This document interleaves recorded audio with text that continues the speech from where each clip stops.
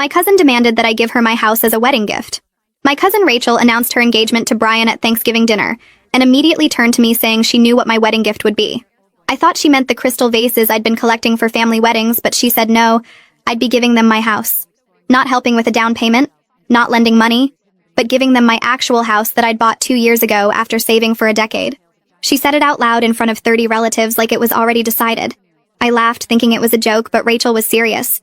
She said I was single with no kids, so I didn't really need a 3-bedroom house while they were starting a family and deserved a proper home. She actually used the word deserved while sitting in my dining room eating the dinner I'd cooked. My Aunt Helen, Rachel's mom, nodded along, saying it was so generous of me to help the young couple get started. I said I wasn't giving anyone my house, and Rachel's face turned red. She said I was being selfish, keeping a family home all to myself when I could easily go back to renting an apartment like someone my age without children should be doing anyway. She actually said those words to me, a 31-year-old homeowner, while she was 26 and living in Brian's mom's basement.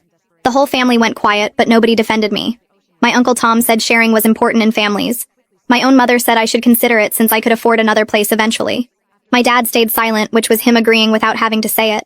Rachel spent the rest of dinner telling everyone about the renovations they'd make to my house, how they'd turn my office into a nursery, how they'd repaint everything because my color choices were too dark. She was planning my house like she already owned it. After dinner, Rachel pulled me aside and said she'd already told Brian's family that I was giving them a house as a wedding gift, so I couldn't back out now without making her look like a liar. She said his parents were so impressed that her family was generous enough to provide housing.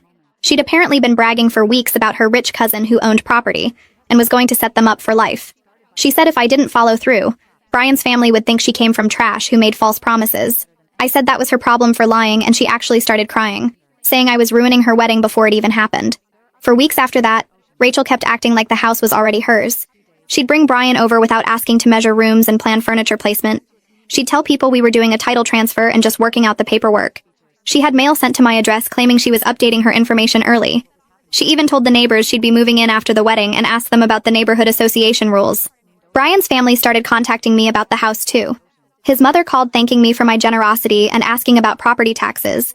His father sent me an email about transferring utilities and whether the roof had been recently replaced. They were all discussing my property like it was a done deal.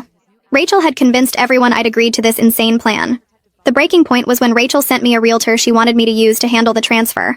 The realtor, Diana, called me confused because Rachel had said I wanted to gift my house but hadn't provided any documentation proving I owned it or agreed to this. Diana said she needed to see the deed and my written consent before proceeding. That gave me an idea. I told Diana I'd bring everything to Rachel's wedding planning party that weekend. Rachel had invited both families to plan the wedding and discuss the house transfer. She'd made it a whole event at Brian's parents' house, catered and everything.